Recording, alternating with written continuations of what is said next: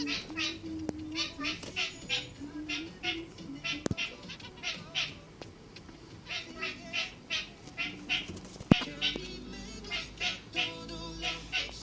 da ideš kod Ulju. Ajde kutiju. Ajde, ljepoto.